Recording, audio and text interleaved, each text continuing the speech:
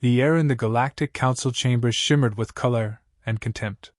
Light from 1,000 worlds refracted off crystalline walls, scattering across the amphitheater like fragments of arrogance.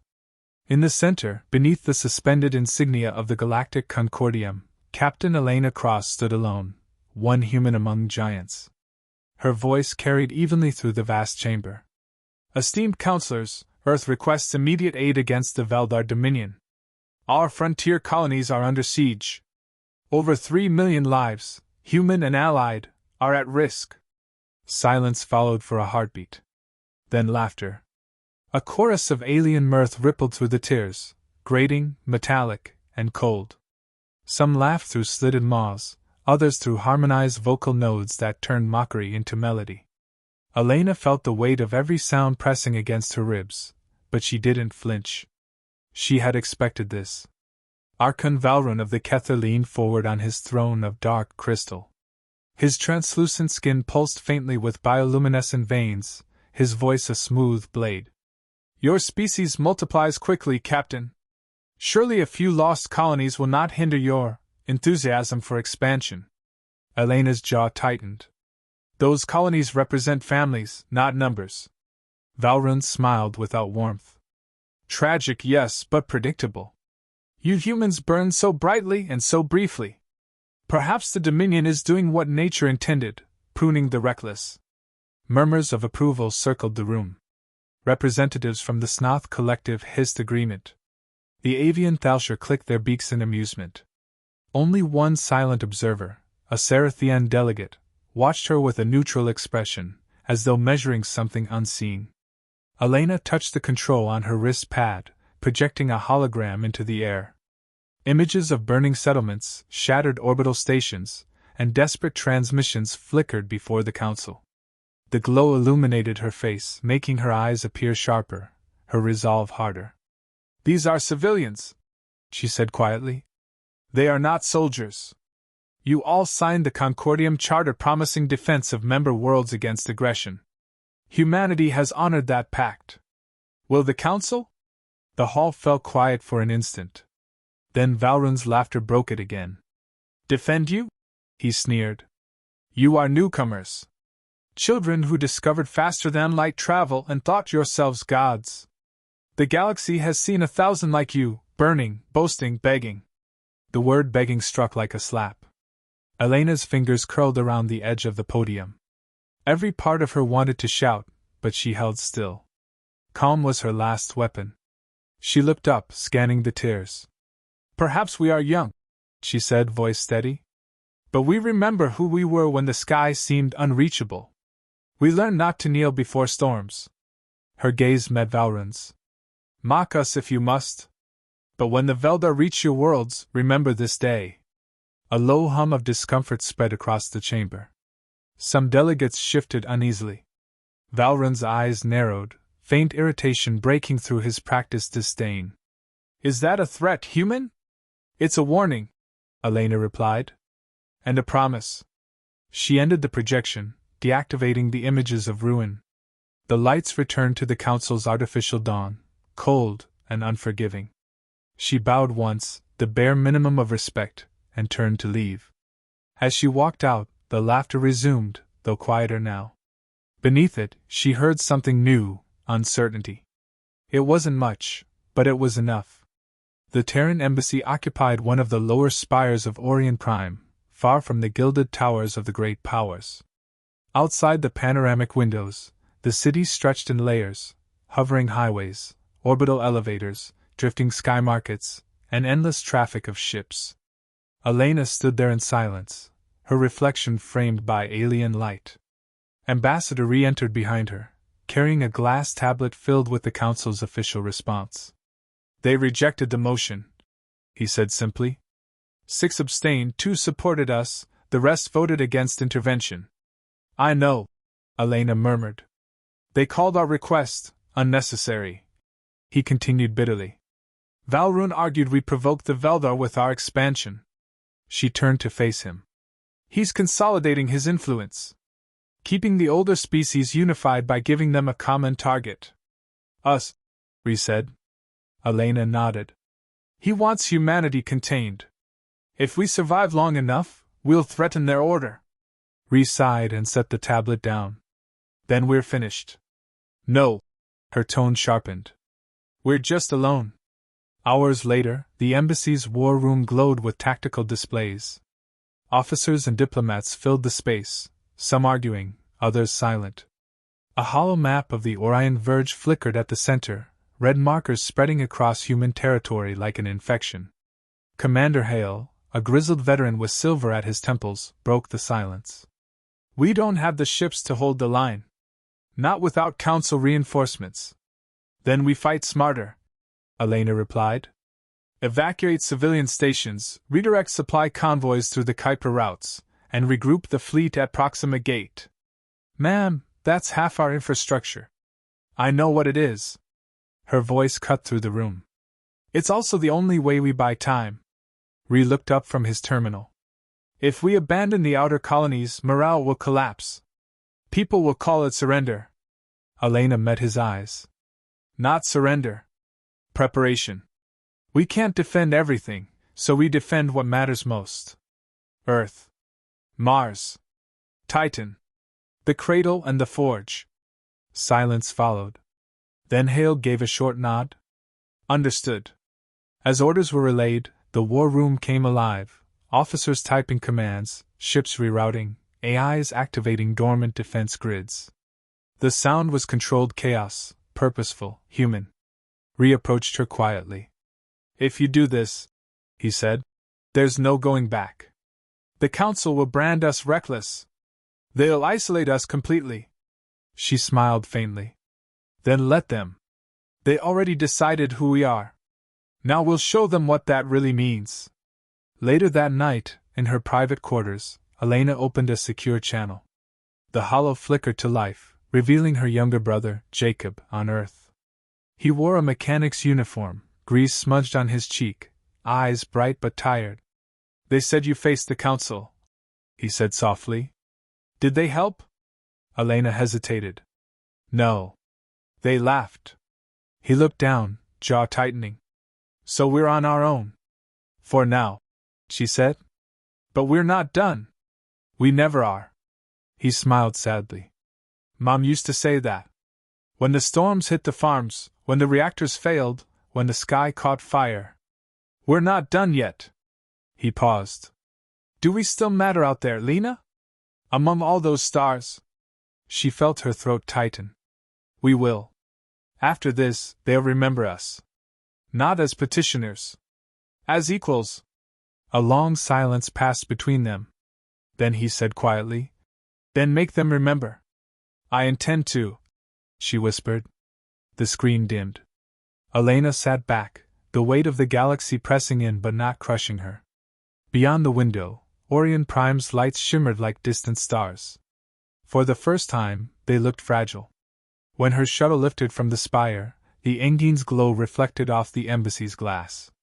She watched as the city shrank beneath her, its grand spires, its golden halls, its arrogant brilliance fading into distance. Set course for Earth, she ordered. The pilot nodded. The sky above Earth burned silver with returning ships. From orbit it looked like rain, drops of steel and fire descending to the home world that had birthed them. The Terran fleet, bruised and fractured, came crawling home under silent orders. No Council aid. No allies. Only the echo of mockery still ringing from Orion Prime. Captain Elena Cross watched the arrivals from the command balcony of Fleet Headquarters.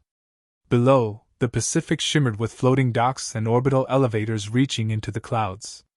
Hundreds of transports glided in formation, battered hulls bearing scorch marks and makeshift repairs. They weren't a fleet anymore, just survivors. Commander Hale joined her, a grim calm on his face. 43% of the colonies confirmed lost, he said. We've evacuated what we could. Proxima Gate's holding, but barely. Elena nodded slowly. And the people? Angry, Hale said. Scared. Some want to surrender. Others want blood. She turned toward him. Then it's time they decide who we are. Inside the command hall, leaders of Earth and the colonies filled the circular chamber. The air was thick with tension, politicians arguing with admirals, scientists shouting over generals. Screens around the walls streamed desperate news feeds, burning colonies, evacuation fleets, riots. A senator from Europa slammed a hand on the table. "We can't win this. The Veldar outnumber us 20-1. We should negotiate." "With what leverage?" Hale snapped. "They don't want territory. They want extinction." Dr. Ree, representing the Civilian Alliance, spoke carefully. "Then we adapt. We survived worse odds before." Elena stepped forward, her voice slicing through the noise. "Enough." The room stilled. "We don't have the luxury of panic. The Council won't lift a finger. The Veldar are coming, and they don't distinguish between military and civilian. So we stop arguing and start building." The senator scoffed. "With what? Half our fleet's crippled."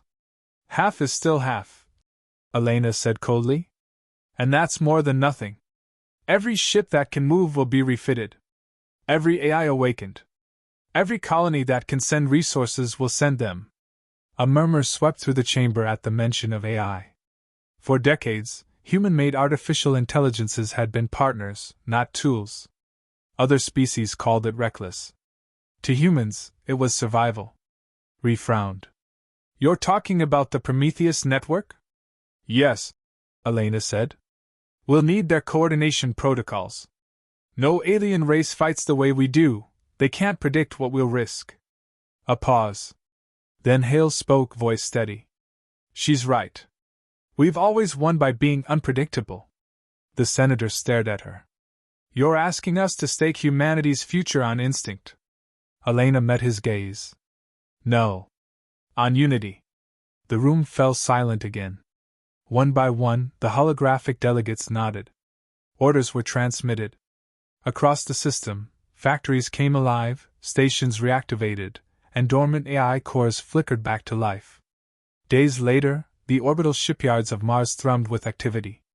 Automated cranes moved like synchronized dancers, welding new armor plates, loading ammunition, and patching ships that should have been scrapped decades ago. Elena walked along a catwalk overlooking the vast drydock. Engineers and exosuits waved as she passed, sparks cascading around them like fireflies. The Resolute Dawn, her flagship, floated below, a scarred relic of the old wars, reborn in defiance. An AI voice materialized beside her, smooth and calm. "Captain Cross. Prometheus node 4 operational. Shall I integrate fleet coordination?" "Yes," she said. "And link the defense grids. We'll need synchronized response across all sectors." "Understood," the AI replied. "Probability of initial survival, 21%. Let's prove your math wrong." 2 weeks later, the Veldar struck again, this time at Trellis Gate, a critical relay anchoring human space. If it fell, Earth would be exposed. The Council watched in silence, betting on humanity's fall. From the bridge of the Resolute Dawn, Elena studied the holomap. The enemy fleet shimmered in crimson, a wall of death advancing through subspace. "Status? Multiple warp signatures," reported Hale. 2 carriers, 9 destroyers, countless drones. "Fleet position?" she asked. "Spread thin, ma'am," said Lieutenant Koro. "We've got 5 cruisers, 8 corvettes, and 1 orbital gun platform." Elena's eyes narrowed. "Not enough to win. Just enough to teach them something." The Veldar fleet emerged like a storm, black holes absorbing light, engines screaming in frequencies that made sensors stutter. Plasma fire illuminated the void. Human ships dove and scattered, weaving erratic patterns. Prometheus's voice echoed through comms. "Initiating Adaptive Maneuver Protocol Delta. Predictive Targeting Online." Human and AI crews worked as one. Algorithms calculated trajectories faster than any alien computer could follow, while human instincts filled the gaps between logic and chaos. Missiles curved through impossible vectors. Fighters rammed enemy drones head-on, detonating nuclear warheads at close range. Hale shouted over the comms. "They're flanking the gun platform. Divert the Argus and Solstice. Pull them in tight," Elena ordered. "Captain, that'll expose our rear line." Then hit harder before they notice. Explosions flared across the void. One of the Veldar carriers split open, molten fragments spiraling into darkness. Human ships burned, but they didn't retreat. Every pilot knew there was nowhere to run. Minutes stretched into hours. Then Prometheus spoke again, voice calm amid chaos. Enemy formations collapsing. Remaining forces retreating beyond sensor range. The bridge fell silent. No cheers, just disbelief. Hale exhaled slowly. We held. Elena leaned on the command rail, eyes on the drifting wreckage. Send recovery teams. And broadcast a message. To who? Hale asked. She turned toward him, her expression hard. Everyone. Especially Orion Prime. Hours later, her recorded message reached the council chamber. To the Galactic Concordium, Elena's voice said, clear and unwavering. Humanity stood alone at Trellis Gate. We did not beg, and we did not break. The Veldar bled today. Remember that the next time you call us children. The feed ended in silence. No one laughed this time. Back aboard the Resolute Dawn, Elena stood in her quarters, staring at the stars. The ship's metal hum filled the stillness. Hale entered quietly. Losses came in, he said. 17 ships destroyed. Thousands dead. She nodded. They knew the cost. He hesitated. The Council's communications grid is lighting up. You've got their attention. Good, she said. They can watch what they tried to bury. Hale studied her for a moment. You think they'll ever respect us? They don't have to, Elena said softly. But they'll never forget us again. Outside, debris drifted like constellations reborn, metal, fire, and fragments of sacrifice. The human fleet hung in formation, battered but alive, engines glowing against the black. Across the galaxy, the story spread. The primitives had fought back. And they had won. On Orion Prime, Valron watched the recording in silence. His reflection gleamed in the crystalline walls, anger coiling beneath his calm mask. Symbols, he muttered. They must be crushed before they become legends.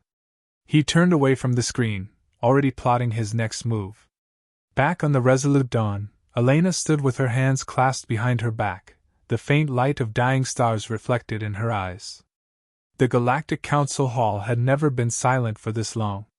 The vaulted chamber, lined with crystalline pillars that shimmered with data streams, usually hummed with overlapping voices from hundreds of species. Now, all that remained was the sound of the human delegation's boots striking the obsidian floor as they entered. At the center of the hall, Commander Elias Vance led his team forward. His posture was straight, his expression unreadable, though every step carried the weight of the billions watching from Earth.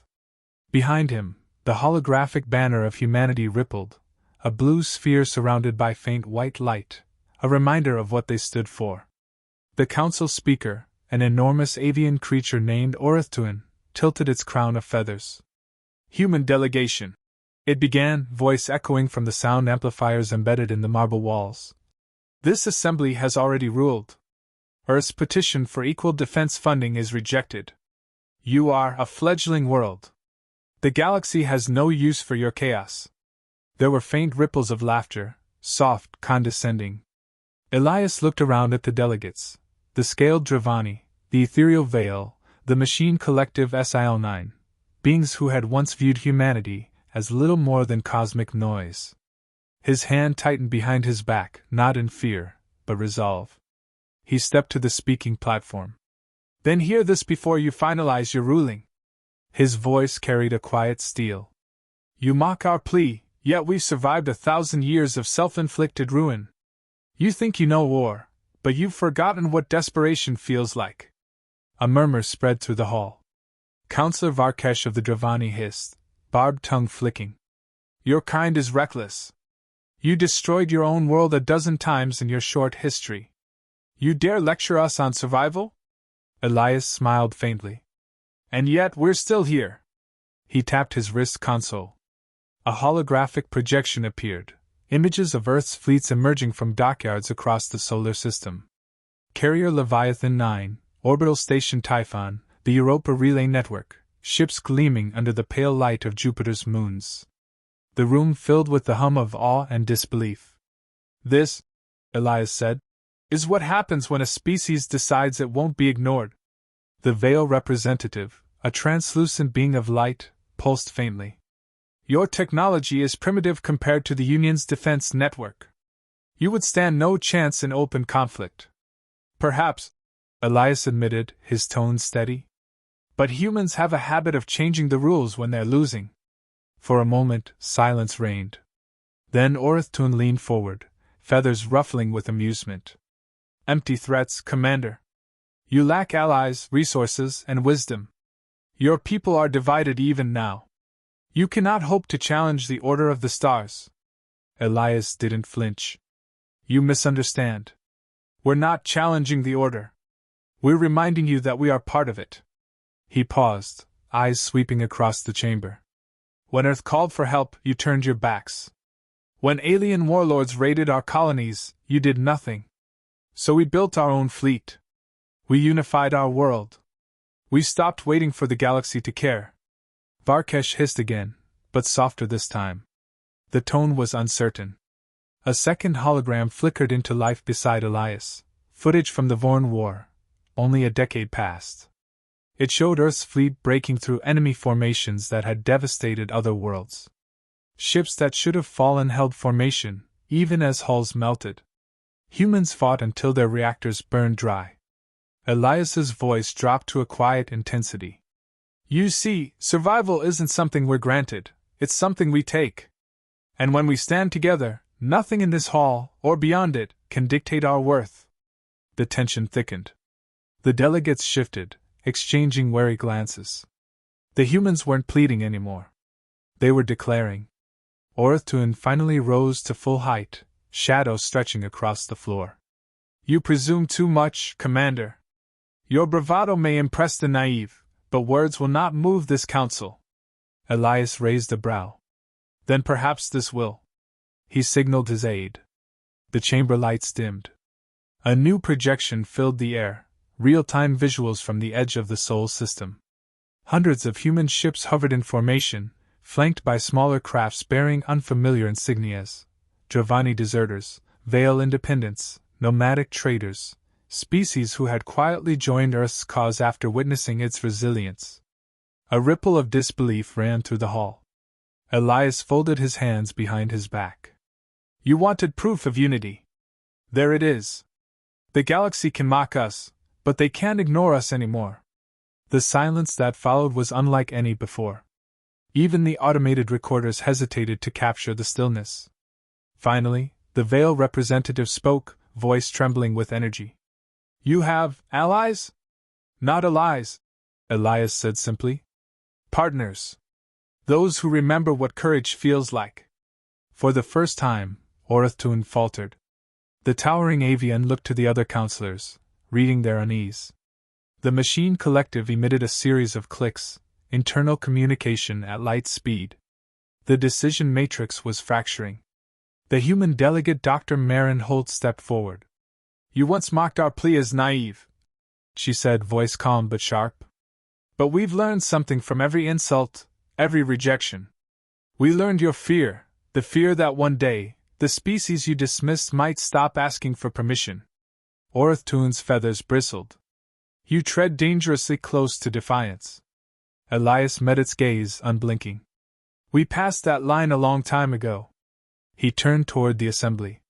Humanity will no longer beg for a seat at your table. From this moment, we will build our own. If that makes us defiant, then so be it. But when the next war comes, and it will come, you'll find Earth standing. Not beneath you. Not beside you. But across from you, if we must. The chamber erupted, voices shouting, translators glitching, symbols flashing across the walls as chaos spread through the delegates. The machine collective disconnected from the network. The Dravani contingent whispered among themselves in low, guttural tones. Elias stood unmoved, waiting for the noise to fade. When it did, his voice was quiet again, but it carried through the entire hall. You laughed when we asked for help, he said. Now you'll listen when we offer it. And with that, he turned and walked out. The rest of the human delegation followed, boots echoing like thunder through the ancient chamber. Outside, on the balcony overlooking the stars, Dr. Holt exhaled. Do you think they'll come around? Elias looked up at the endless expanse, cold, vast, and glittering with light. They will, he said. Because they'll need us before we ever need them. For the first time in centuries, the Galactic Council had been shaken, not by force, but by something far more dangerous. Human conviction. And somewhere deep in the void, as the first of Earth's unified fleets ignited their engines, the galaxy began to realize. The species they had mocked, ignored, and belittled had just stood up. And the stars themselves might never be the same again. ChatGPT.